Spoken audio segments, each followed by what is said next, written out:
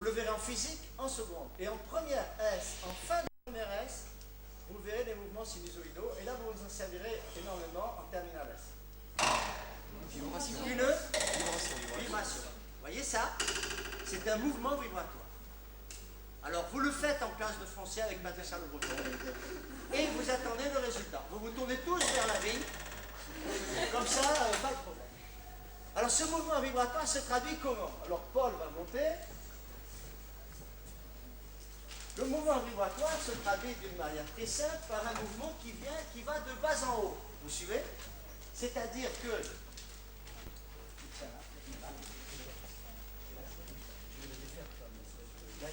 Voilà. Voilà un mouvement vibratoire. Vous suivez? C'est-à-dire le couteau aller en haut, en bas, en haut, en bas, en haut, en bas. Ça va?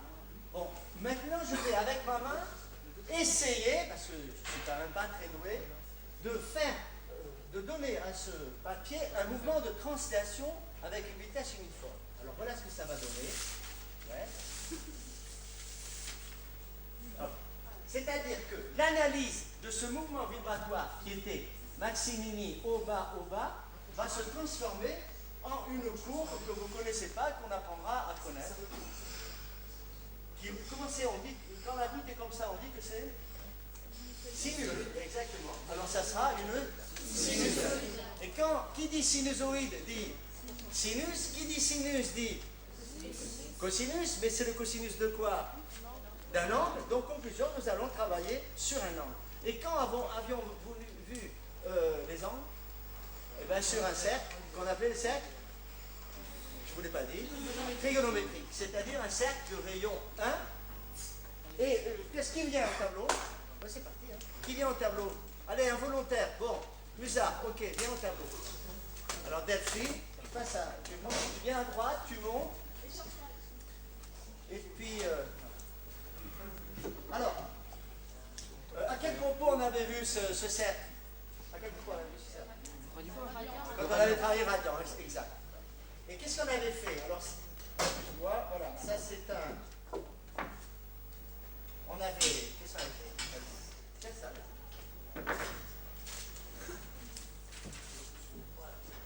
Alors, qu'est-ce qu'on avait fait là? On avait quoi fait? Allez-y, ouais. On a bougé, bon, et on regardait quelle valeur d'angle. Au départ, la première leçon l'année dernière en quatrième, c'était le cosinus. Bon, et le cosinus, on l'avait avec quoi? Avec le rapport de projection orthogonale. Et qui dit projection orthogonale dit droite? Perpendiculaire à quoi? Au sol. Et qu'est-ce qui vous donne la perpendiculaire au sol? Le fil à plomb. Donc on va s'accrocher à un fil à plomb ici. Voilà. Et qu'est-ce qu'on avait fait l'année dernière? Vas-y. Doucement. Qu'est-ce qu'on avait fait? Doucement. On avait fait varier. Non? Et qu'est-ce qui variait? La projection orthogonale. C'est-à-dire, qu'est-ce que c'est la projection orthogonale ici? Le cosinus. Dis-le, hein? Le cosinus. Bon, merci. Aujourd'hui, on pourrait le faire sur une cosinusoïde. Mais moi, je trouve plus facile la sinusoïde. Alors, au lieu de m'occuper de la projection sur l'axe des cosinus, je vais prendre la projection sur l'axe des sinus. Et vous vous rappelez qu'on l'avait réalisé avec, qu'est-ce que c'est ça? Et ça me donne quoi? Un angle droit. Donc, on avait fait ça, je me rappelle à l'époque, c'était Tupi qui était mis au tableau. À l'époque, il était jeune, intelligent. Et c'est lui qui avait trouvé ça tout seul. Alors, nous, c'est vrai, hein, madame? C'est vrai, non, mais toujours. Et je vais m'occuper, vous voyez, regardez, je vais regarder cette projection ici. Alors, bouge pas, continue. Doucement. Pendant qu'elle augmente, moi je reste toujours perpendiculaire. Et on peut dire que, reviens ici, on peut dire que dans cette position, c'est la position A. L'angle fait combien? 0. Continue. Quelle sera la position maximale? 90 degrés, l'angle fera 90 degrés, et le sinus fera combien? 0. Non, le cosinus fait 0, mais le sinus fait 1. Plus 1. Je continue. Allez, vas-y. Doucement. Alors là, maintenant, c'est toi qui tiens la ficelle. Vous voyez? Moi, je continue doucement. Voilà mon cosinus qui va croître jusqu'à -1. Tandis que le sinus va décroître jusqu'à 0. Ensuite, on continue. Vas-y, je ne frappe pas dessus, voilà. Je continue doucement. Vous voyez le sinus qui va descendre jusqu'à combien? Moins 1. Quand l'angle fera combien? 0. Cet angle fait combien? Combien fait cet angle? 90. Et celui-là? 90. Et celui-là? Au total, il y en a combien? Vous vous rappelez le coup de l'éventail? Avec mon éventail, c'est toujours la position horizontale et c'est comme ça que je démarre à 0. J'ouvre, je prends ici 0, tout sera par rapport à ce bras. Vous suivez? Alors là, j'ai 90, je continue moins 1, et jusqu'à combien? Là? 60. Voilà ta place, un autre. Alors, ça c'était la conception, le toucher, le concret. Bon, maintenant je vais passer un peu plus à l'abstrait, c'est-à-dire que, voici, qu'est-ce que c'est ça? Le cercle de tout à l'heure, vous suivez? Ça va? Quels sont les angles ici? 0, 90, et 270. Allez, un volontaire qui vient? Bernard? Ouais, d'accord. Ah non, viens, Arnaud. Ok. Alors voilà ce qu'on va faire. Écoutez bien parce que vous allez faire la même chose. Arnaud, tu vas essayer de bien prendre ça. Approche-le sur les... vous voyez en tout cas, madame, que ne sont volontaires que les filles, en parenthèse. Et toi, jeune prof, tu travailleras davantage avec les filles qu'avec les garçons. Les garçons sont bêtement timides. Ouais, ça va, c'est pas mal. Bon.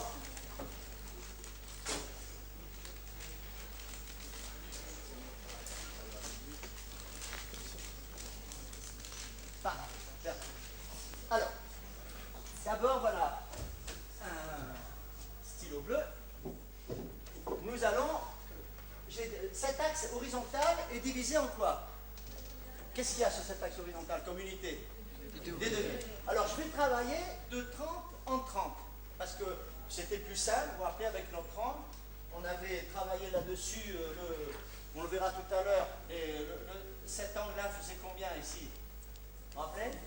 60 degrés, etc. Donc 30 et 60 degrés.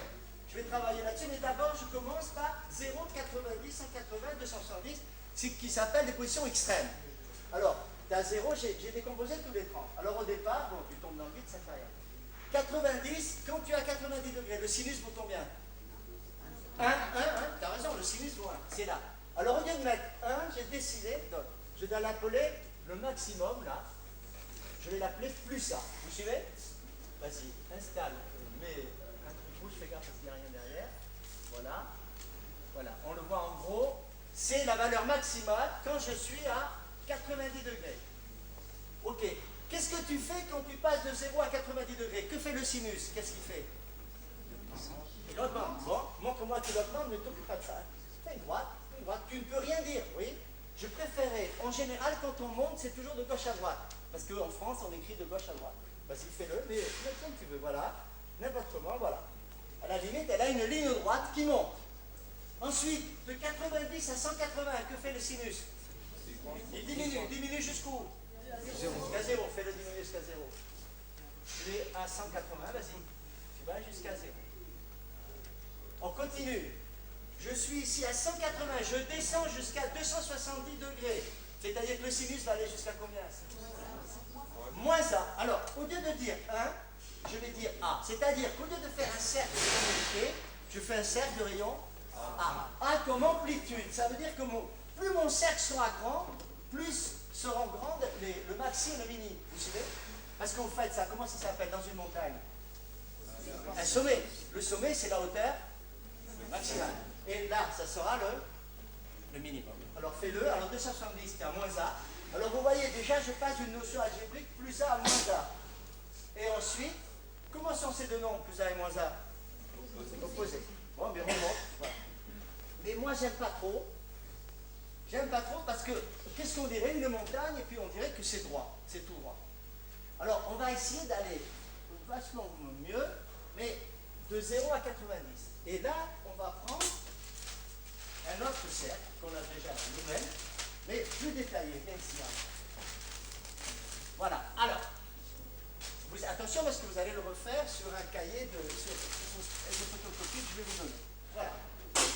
Quand j'ai 30 degrés, voilà ce qu'on va faire. Ça correspond hauteur que j'ai mesurée. Comme on doit aller vite, on doit faire en 1 heure, en 2 heures, 6 heures de travail.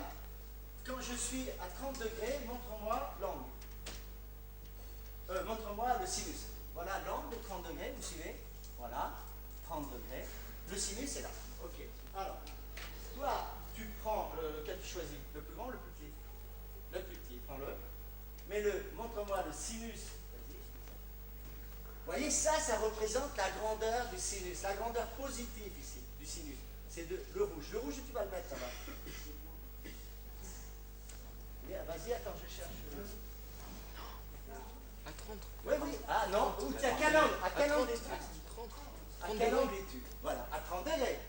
Donc vous suivez avec votre compas, parce que là il n'y aura pas de bout, vous prendrez cette valeur que j'appellerai par exemple M1, vas-y, installe là, je la mets là, à 30 degrés, je vous ai fait dessus des traits, vous utiliserez, je ne vous demande pas d'utiliser le centimètre, mais le compas, vous prendrez la projection qu'il y aura sur le cercle, et vous vous mettrez comme ça, là vous avez un point, ok, ensuite continuez avec ton langue, ta langue qui fait 60 degrés, plus fort parce qu'on n'entend rien. Ta projection est ici. Bon, bah alors laquelle? C'est celle-là, ouais. Alors tu la portes, vas-y. Porte-la. Ok, j'en suis là. Je suis là. Et enfin, je continue. Vas-y, la bleue maintenant. La bleue, c'est le maxi. Donc, je suis ici. Alors maintenant, vous voyez, déjà, je donne à ma courbe une allure que vous verrez tout à l'heure à l'oscillo. Toujours avec votre bras droit, qui est le coude joue un peu le rôle de sang, et je fais une courbe. Déjà, vous avez une courbe légèrement aplatie là-dessus. Continue. L'angle, je m'en vais à 120 degrés, c'est-à-dire j'ai une rotation de 30 degrés. Quelle sera la grandeur du sinus? Est-ce que ça sera la bleue? Et arrête-tu les as dans tes doigts. Quelle sera la grandeur du sinus de 220 degrés? Ah, où est le sinus? Ici, oui, c'est ça. Bon, non, le bleu est trop grand. Un nord. Non, mais là, elle est intimidée, c'est normal. Je l'éblouis. Bon, voilà, le bleu. Donc, viens le placer au bleu. 120 degrés, ici, ouais, continue. Ensuite, à 150 degrés, continue toute seule. Bon, donc, viens le placer là. Je suis ici. Ensuite, vous le ferez au compas. Ensuite, à 180 degrés, ça fera combien? 0. Mais dis-le plus fort. Je continue, vous voyez, je fais ça. Et vous voyez que c'est beaucoup plus joli que ces lignes droites. On continue. Ensuite, le rouge. Donc, vas-y, installe-le, je 110. Voilà, parfait. Ensuite, bon, alors maintenant, vous voyez qu'elle n'a plus besoin d'aller au cercle. Maintenant, elle le fait directement. Et ensuite, voilà, bien. Et je fais ça. Bon. Alors, conclusion. La conclusion est la suivante. Vous observerez bien vos deux courbes. Qu'est-ce que vous remarquez? Comment ça s'appelle, ça? Une sinusoïde. On s'amusera tout à l'heure à le découper. Ça peut venir se superposer ici. Et déjà à l'œil, vous voyez que c'est une surface qui aura même elle sera superposable. Bon, ben, je vais vous demander de construire cette courbe. Alors, vous avez deux courbes. Une, c'est vous qui travaillez, et une autre, c'est moi qui donne la correction. OK? De suite. Et ensuite, eh bien, on travaillera avec Paul, qui va vous montrer que ces courbes existent à l'oscillo. OK? Alors, on commence. Qui vient distribuer? Vite, Chamallow et Bernard. Je donne ça à chaque...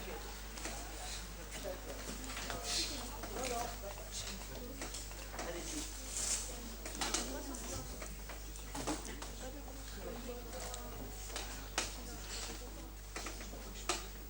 À chaque élève, un paquet. Alors, vous faites tout de suite ce qu'on vient de faire. Avec un compas que vous avez demandé. Mais mets-toi ailleurs. Mets-toi ailleurs. Ça y est,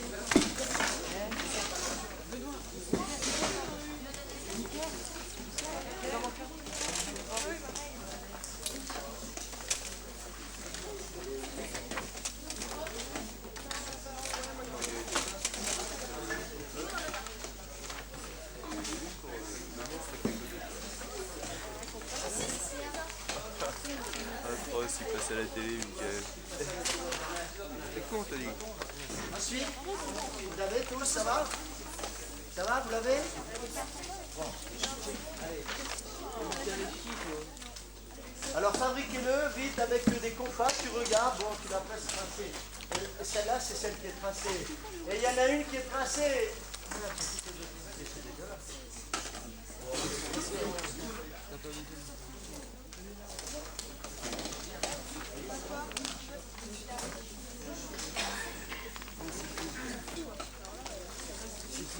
Ça y est, vous le faites, dépêchez-vous avec le compas.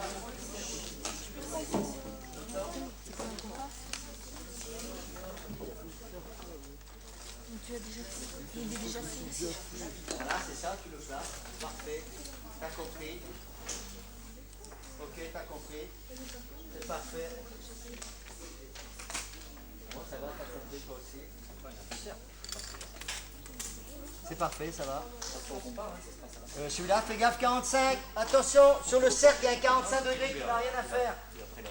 Voilà, ça suffit. Vous prenez 30 et 60. Oui, c'est bon. Le 45, je ne le mets pas. Parce qu'il m'intéresse. Oui, mais il ne m'intéresse pas. Je l'ai mis par hasard. Je vais vous dire pourquoi. Parce que je divise, je prends un multiple de 3. 45, j'en ai par 1 par rapport à 30 et 60. Et c'est un multiple de 3, mais ce n'est pas les 5 mois. Dès qu'on est passé sur l'égalité, donc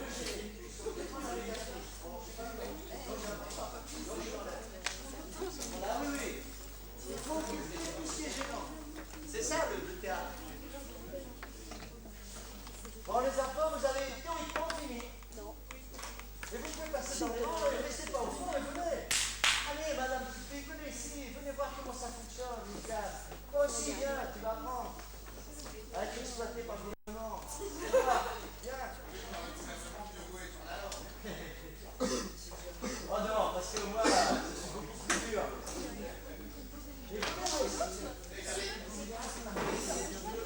Oui. Mais l'autre, elle est tracée carrément. Allez. Bon, mais c'est bien. Alors, si vous voulez la première, vous la tracez, et puis vous la déchirez pour pouvoir la superposer. Vous suivez ce que je veux dire? Je vous avais dit d'amener des ciseaux. La première que vous avez construite, vous la prenez avec une paire de ciseaux, vous la découpez. La deuxième, ben non, puisque c'est votre tour. Parfait. Toi décontracté sur tes gestes. Parfait. T'as raison, c'est bien.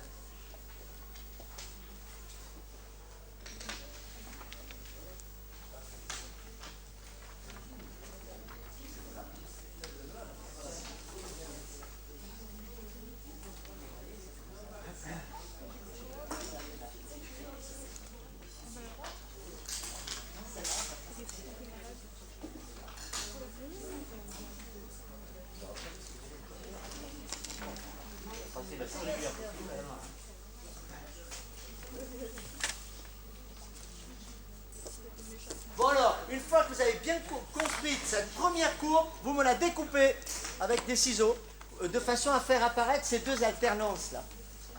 Oui, oui, vous la découpez comme ça, comme la ciseau.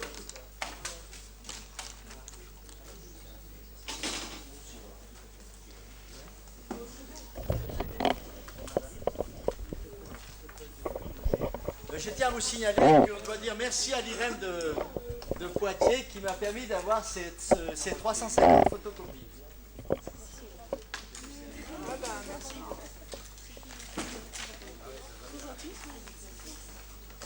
J'aime bien, je découpe pas très bien. Je vais au cinéma.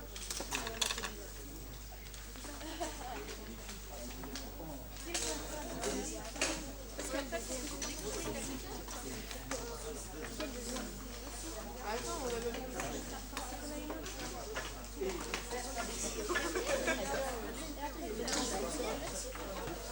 Oh, il y a tout le mettre là. mais c'est tout fait, comme ça. On va pas reporter des bonnes nouvelles là.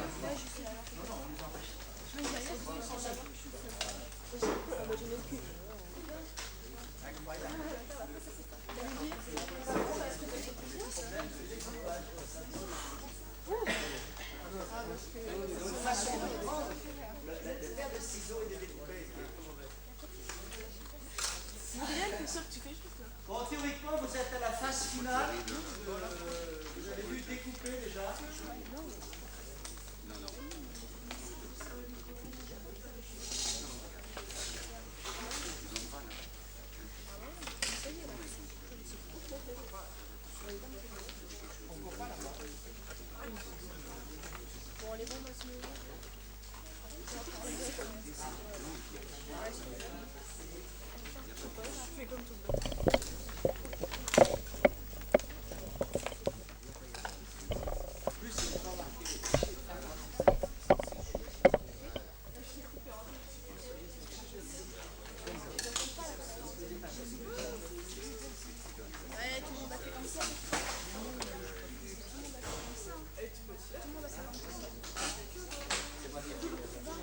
Faut que tu découpes une partie, une moitié, que tu vois qu'elle est superposable avec la précédente.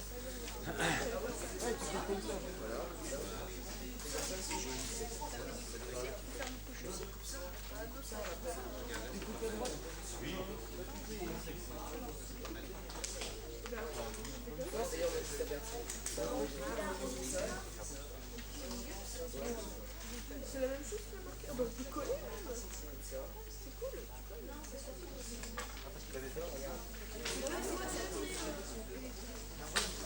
C'est la correction. Non, non, c'était à nous, c'est là, celle-là. La correction. Ça va? Ça va se compliquer là. Hein. Bon. On va voir, on la découpe comme ça. Dépêchez-vous de la découper.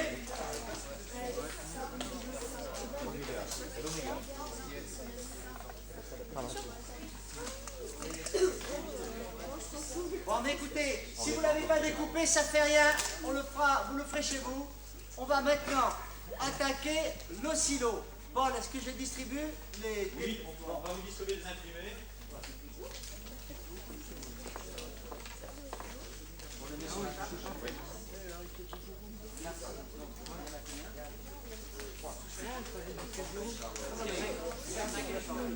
Vous êtes bien par groupe de 5 là.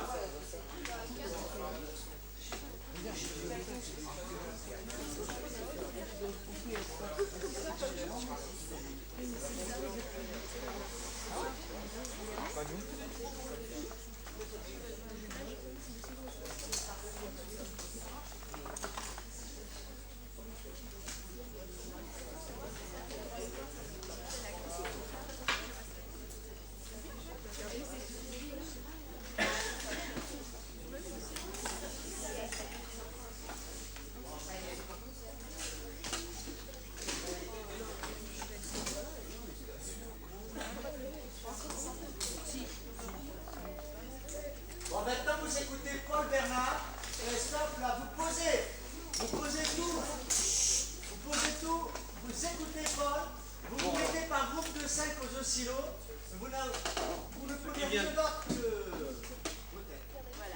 Ce qui vient de vous être dit à propos des sinusoïdes va être vérifié donc expérimentalement sur l'écran d'un oscilloscope. Alors pour ça, vous allez avoir à utiliser un appareil comme celui-ci, qu'on appelle un générateur basse fréquence, on appelle ça un GBF en abrégé. Alors cet appareil est un peu compliqué, la façade vous voyez comporte de nombreux boutons. Vous avez sur les feuilles qu'on vous fait passer une description très sommaire de l'appareil. Tous les boutons ont été numérotés et la fonction de chacun est inscrite en dessous. Alors, vous allez raccorder cet appareil sur l'oscilloscope et mettre l'oscilloscope en fonctionnement. Et vous avez ensuite une petite manipulation qui vous indiquait sur la première feuille. Je vous ai donné tous les détails en vous expliquant exactement ce qu'il faudrait faire. Alors, vous allez voir que cet appareil est capable de fournir une tension sinusoïdale. C'est-à-dire que, souvenez-vous, vous avez déjà utilisé l'oscilloscope, vous vous souvenez qu'il y a un point lumineux qui se déplace, et lorsque ce point lumineux va très vite, l'œil voit une ligne sur l'écran. Alors ce spot, l'appareil va lui imprimer un mouvement de va-et-vient, un mouvement donc vibratoire, et le balayage horizontal que vous connaissez, puisqu'on en a déjà parlé, exactement comme tout à l'heure on l'a fait en déroulant le papier, le balayage horizontal va vous permettre de faire apparaître la sinusoïde. Donc dans un premier temps, vous allez essayer de vérifier ça sur l'écran, vous suivrez de près toutes les indications de la première feuille. S'il y a des problèmes, vous allez travailler par groupe de 5. S'il y a des problèmes, évidemment, je serai là pour vous aider et vous dépanner. Et ensuite, à la suite de cela, vous aurez un petit TP, mais qui sera effectué simplement à la fin de la séance. Alors, autre précision, j'ai préparé, les élèves qui sont avec moi ont déjà eu ça. Je vous ai préparé donc une photocopie de la façade de l'oscilloscope, avec là encore la fonction de chaque bouton. Bon, mes élèves l'ont déjà vu, l'ont déjà un peu manipulé, donc ils connaissent un peu. Ceux qui ne sont pas avec moi feront ça plus tard. Donc il faudra essayer de vous familiariser avec ça aujourd'hui. Voilà, vous allez vous mettre par groupe de 5 donc, et vous répartir. Alors ce poste-là ne peut pas fonctionner. Il reste donc 5 postes disponibles là-bas. Vous vous mettez par groupe de 5. Je répète que les élèves de la fin de classe ont intérêt quand même à se répartir, à ne pas tous se mettre ensemble. Hein. On y va? Allez.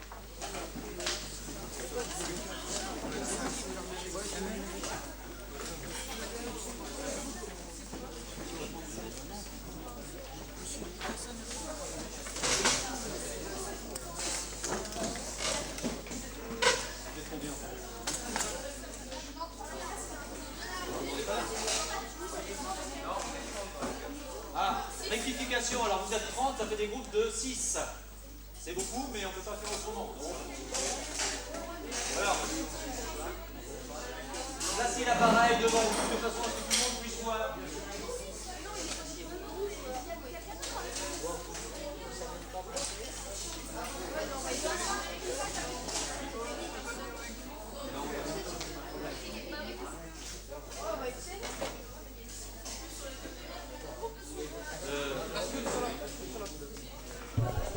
Bernard.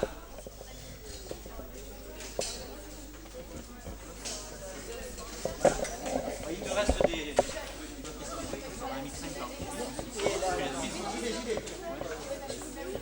Bon, vous savez comment il se marche? Ça y est, c'est fait. Alors, vous prenez la première feuille. Donc là, on vous donne des explications d'abord manuelles. C'est un GBR. Alors, le copier est très simplifié. C'est les boutons 1, 2, 3 ici. Donc ici, on peut avoir plusieurs types de tensions. Celui-là, vous pouvez avoir le symbole que ce bouton soit ici en haut, du côté de la sinusoïde, et ici en bas, du même côté. Alors ça, vous laissez sur 0,20. Et puis on vous dit ensuite que ces boutons, la 4, 5, 6, vont vous permettre de régler un certain nombre de choses. Alors, c'est un générateur, deux bornes que vous utilisez. Oui, s'il vous plaît, une minute. Le générateur basse fréquence, c'est un générateur. Donc il a 2 bornes. Ces 2 bornes sont les bornes jaunes et noires qui sont sur la façade de l'appareil. Il y a 6 bornes en tout, vous n'utilisez que la jaune et la noire. Ce sont les 2 bornes de votre générateur en fait.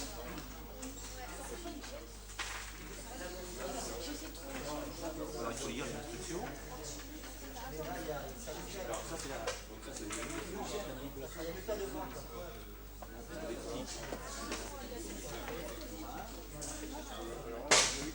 Voilà, il faut connecter ça sur l'oscilloscope. Alors attention, on vous impose une voix, non?